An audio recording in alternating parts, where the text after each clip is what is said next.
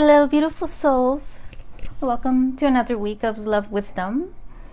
Live Facebook. I'm jumping on earlier than the usual time, just a little bit early. And thank you for those who join live, and thank you for those who watch it on replay land, and for those watching on YouTube as well. And just in this Love Wisdom message for this week, I am getting a message from my guides about resilience of the heart and the importance of our own heart and how it can repair itself when it is fully active in its own sacred heart mode energy. So the heart itself has an amazing power to be able to heal itself. And I will be sharing in this video some three quick ways to, practical ways that you can mend your own heart when you have gone through some form of heartbreak. So if you're struggling and feeling overwhelmed and feeling frustration energy, or feeling some wounds from the past resurfacing, or maybe you just had a recent wound of a heartbreak, then you're not alone, because first of all, this weekend is a full moon energy vortex that we're in, and it is super intense. It's the full moon in Virgo.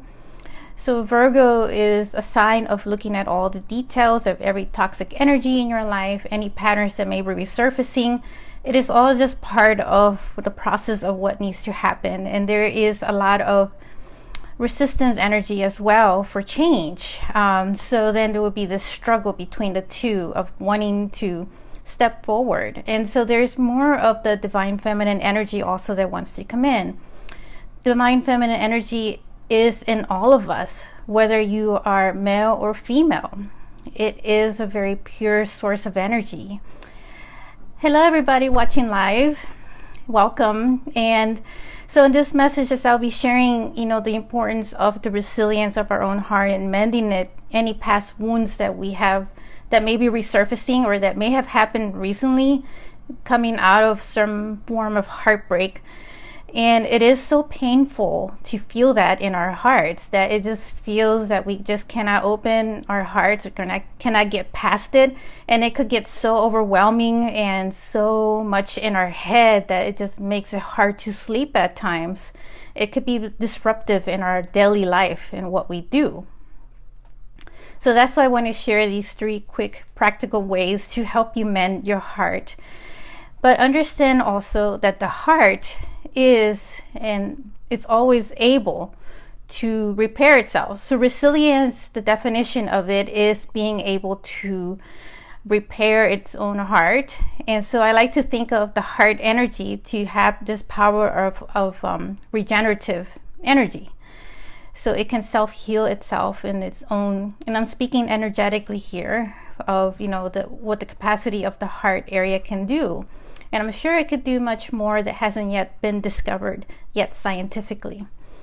So for those who don't know, I'm Monica Bermudez. I'm an intuitive energy healer and a heart activator, heart repairer.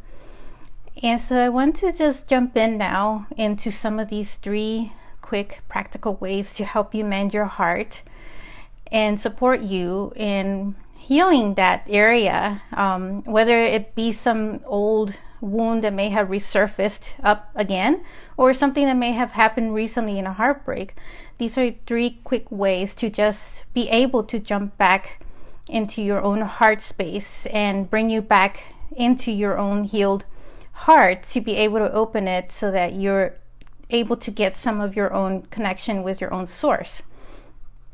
So number one, first of all, if something, if you had just gone through some form of pain, you want to reflect on that pain. And you actually do want to talk to it, because it does have a voice. So you want to bring in, some form of your higher self also to ask the question, why am I feeling this pain? And what is it that it wants to teach me? And you could do this while you're doing a nature walk out, maybe you're doing some reflection moments while you're doing your own hiking, and just asking yourself the question while you're around nature. The energy of nature and the trees also pull out a lot of information that will help you get more in tune with yourself and be able to ask these very important questions. So you spend time doing meditation as well and reflecting on this very question and just bonding with your own higher self and asking these very crucial, important questions that it can be painful, also confronting it, but it just takes so much courage to do that. And it's so liberating once you're able to really reflect on it and really ask yourself the question. And once you do feel the question, it will come with love and without any judgment, right? That is your higher self, because it's neutral and it's coming from your own pure source connection. So the second one is, first of all, to stop the self-blame and to just allow, your own love independence. So love independence is the word that I use to be more independent with yourself. So it ties in with the self-love. So practice your own self-love, doing affirmations, the positive ones, to reprogram the negative ones that are running through your head that constantly want to bring you down. And they do, right? They do bring you down. They don't help. They're lower frequency. So you want to pull in affirmations that have higher frequency, and just telling yourself, affirming to yourself a more positive way to uplift yourself. And that can all tie into your own self-love nurturing energy that you have the ability to do. So just being more love independent, right? I hear a lot about the codependency in relationships, where each one is codependent on each other's for comfort and filling the void with each other. That's really what the codependence is in relationships. So when it comes to coming out of a relationship or coming out of some form of heartbreak, this is a time to really get into your own love independence and getting to know yourself as well. Really asking yourself, those questions of what it is that you like to do. So you don't have another person in your life anymore. So then you fill your own void with your own love of the activities that you enjoy doing and getting to know who you are. And once you get to know who you are, you become a love independence and not dependent on others to love you or to fill in your void. So you're coming in with a much stronger energy that can also help you, if you're ready to jump into dating, to really know who you're looking for in your next partner, somebody who's more solid like you, because we're all reflections of each other. So we tend to attract others who reflect something inside of us, and that can include also past wounds as well. So might as well spend the time now to really try to do the deep inner work within your own heart and your whole being, and digging in to those areas that this pain is coming up. So of course the full moon energy is perfect for all this, because this is a time to allow you to release these patterns or these energies that may be coming up and resurfacing.